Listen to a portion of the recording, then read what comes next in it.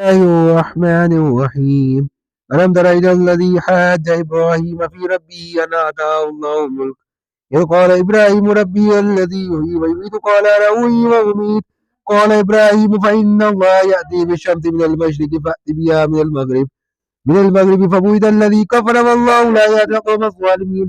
اللہ تم نے اس شخص کو نہیں دیکھا جو اس غرور کے سبب سے کہ خدا نے اس کو سلطنت بخشی تھی ابراہیم سے پروردگار کے بارے میں جھگڑنے لگا. جب ابراہیم نے کہا میرا پروردگار تو وہ ہے جو جلاتا اور مارتا ہے، وہ بولا کہ جلا اور مار تو میں بھی سکتا ہوں.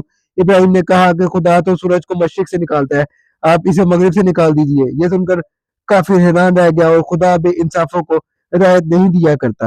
او کالذی مر علی قریۃ وہی خاویۃ علی عروشها قال ان یحیی هذه اللہ بعد موتها فاماته اللہ مئۃ عام ثم بعثه قال كم لبثت قال لبثت يوما او بعد يوم قال بل لبثت مئة عام فانظر الى طعامك وشرابك لم يتسنه وانظر الى حمارك ولنجعلك آية للناس وانظر الى العظام كيف ننشزها ثم نكسوها لحما فلما تبين له قال اعلم ان اللہ على كل شيء قدیر. یا اسی طرح اس شخص کو نہیں دیکھا جسے ایک گاؤں میں جو اپنی چھتوں پر گرا پڑا تھا اتفاق گزر ہوا تو اس نے کہا کہ خدا اس کے باشندوں کو مرنے کے بعد کیوں کر زندہ کرے گا. تو خدا نے اس کی روح قبض کر لی اور 100 برس تک اس کو مردہ رکھا، پھر اس کو جلا اٹھایا اور پوچھا تم کتنا عرصہ مرے رہے ہو. اس نے جواب دیا کہ 1 دن یا اس سے بھی کم. خدا نے فرمایا نہیں بلکہ 100 برس مرے رہے ہو. اور اپنے کھانے پینے کی چیزوں کو دیکھو کہ اتنی مدت میں مطلق سڑی بسی نہیں، اور اپنے گدھے کو بھی دیکھو جو مرا پڑا ہے. غرض ان باتوں سے یہ ہے کہ ہم تم کو لوگوں کے لیے اپنی قدرت کی نشانی بنائے.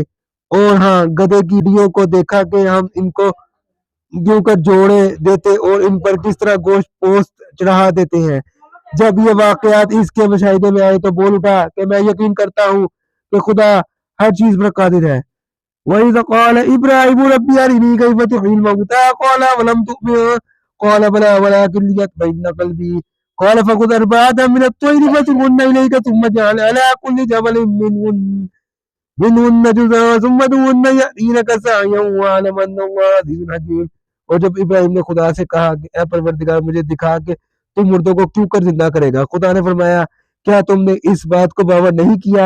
انہوں نے کیا کہا کیوں نہیں، لیکن میں دیکھنا اس لیے چاہتا ہوں کہ میرا دل اطمینان کامل حاصل کر لے.